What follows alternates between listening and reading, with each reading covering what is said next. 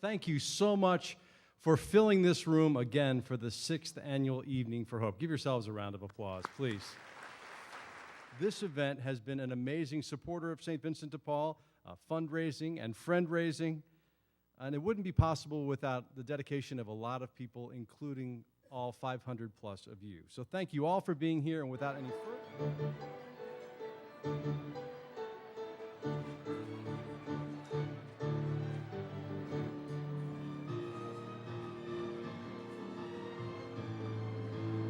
Thank you, Landau Strolling Strings, for being with us tonight.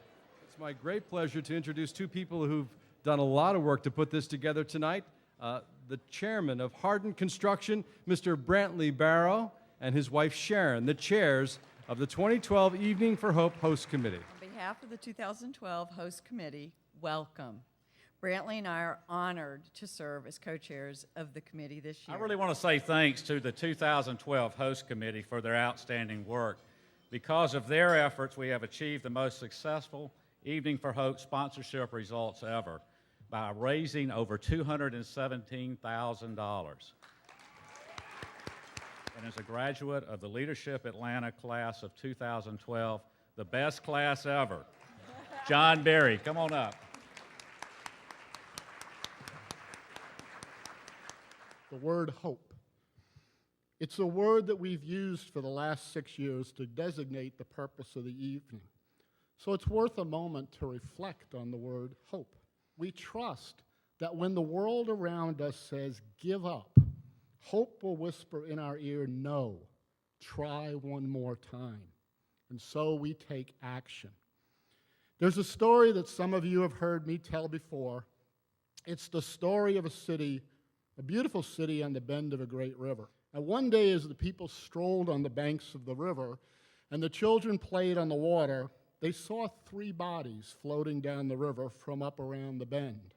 One of the people was dead, so they buried him. One was sick, so they sent her to the hospital for care. And one was a child, so they placed him in a caring and loving home to be nurtured and to grow. The next day, as people again strolled on the banks of the river and the children played in the water, 3 more bodies came floating down the river from up around the bend. The people again jumped in and pulled them out.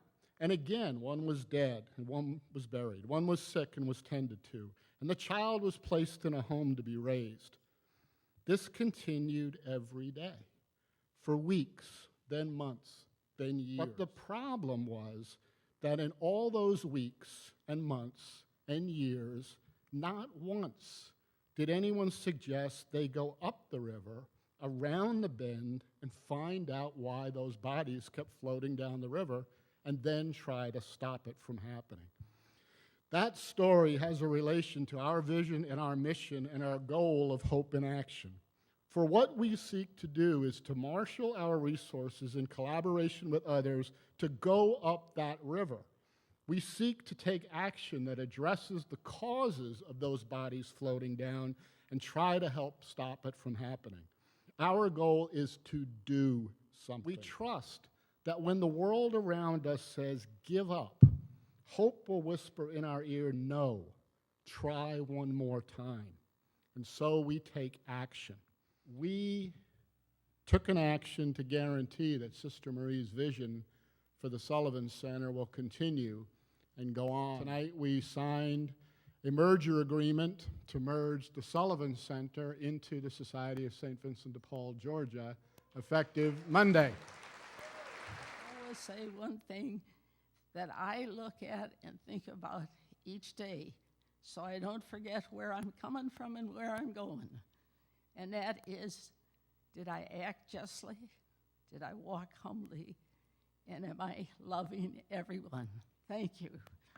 And when you talk about hope in action, I can think of no better example and no better person to listen to than Ambassador Andrew Young. And so when we're celebrating hope, we're celebrating ourselves. That's not always easy.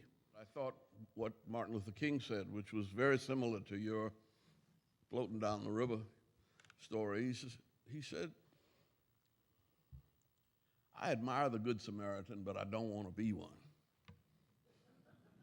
He said, I don't want to spend my life picking up people by the side of the road after they've been beaten up and robbed. I want to find a way to change the Jericho Road. And so that's sort of the way I approach hope. And I saw another miracle. I saw the Roman Catholic Archbishop of Atlanta standing over a Baptist preacher named Martin Luther. And I was off in the corner of the room giving them privacy time, but I heard the Archbishop say, "May I give you my blessing?" And he proceeded to do what you bishops do. But then he did something I'd never believed possible. He got down on his knees beside the bed and said to a black Baptist preacher, "May I receive yours?" And it was like the Reformation never happened. And as long as we place our hope in God and in the spiritual realities of this existence that we share, the difficult we'll do immediately. The impossible will just take us a little time. God bless you. So I would like to ask my dear friend and a good friend of the St. Vincent de Paul Society of Atlanta, Mr. Roger Playwin, our National Executive Director, to come up here for a moment and for his continued and faithful support of the Atlanta Council, presented at Evening for Hope, October 6th, 2012. And I'd like to ask our 4 jubilarians to come up so we might present them with their recognition of their hope in action for the last 40 years in service to the society. If you were tired coming in, you can't be tired now. Hearing the wonderful stories of the work that you folks have done. Congratulations on exceeding the goal of 200,000, 217. That's going to help a lot of folks. You know. I want to thank you all for being here, helping us share in this vision, helping us make this vision a reality. God bless each and every one of you, and thank you for your support.